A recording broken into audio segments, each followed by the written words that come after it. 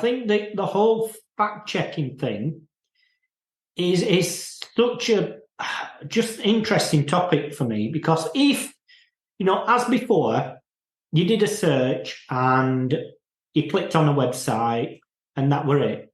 But now surely Google has to create something relating to fact-checking, just so they don't get sued. And they can't.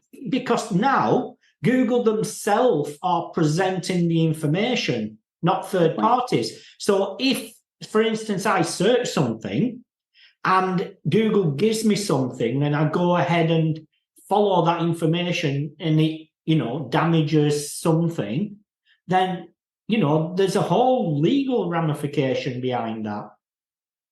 So I think it's a really complex thing, but I do think that in order for SGE to fully become its own entity, that some sort of fact-checking must, based on whatever, must be implemented.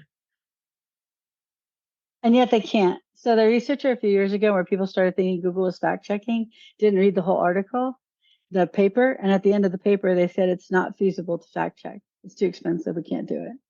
So my favorite way to think of this is there is, fish oils, right?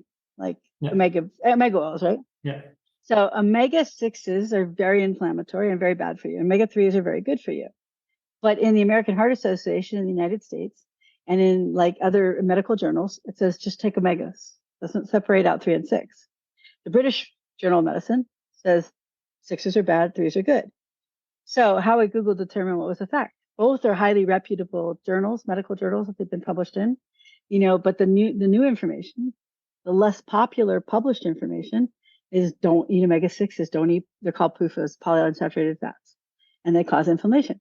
Like we need very little in the American diet is 16-to-1 ratio, and it's supposed to be a 1-to-1 ratio, right? So 1-to-1 is fine. Your body needs that. 16-to-1, highly inflammatory, heart disease, diabetes, all these other things.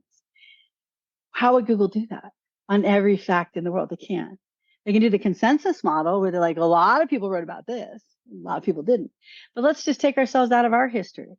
The United States, slavery in the 1800s would be a common thing, right? So if there was a Google search engine, the most common pages would be like, slavery is good, and this is why you should have slaves, right?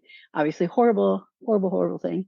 And I'm using this as an extreme example just to make it really obvious that you can't easily do consensus either, because what's true today doesn't mean it's right or true tomorrow, literally. Like AI literally changes every single day, right? Try to keep up with AI with fact checking and consensus, right? So that's why I think it is dangerous, and just like you said, legally, to be putting it on your money or your life queries, because Google judges your money or your life at the query level, not at the site level.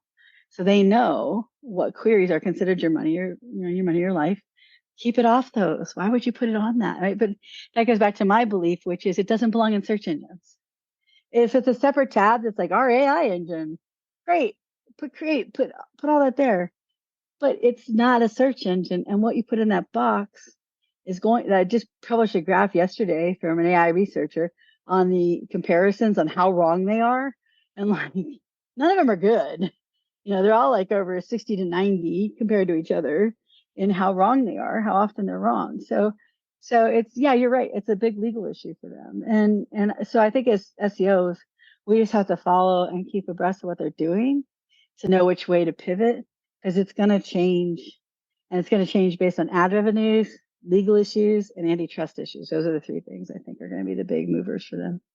You've been listening to the Unscripted SEO Interview Podcast with me, Mark A. Preston. Join us next time as I interview more top SEO professionals.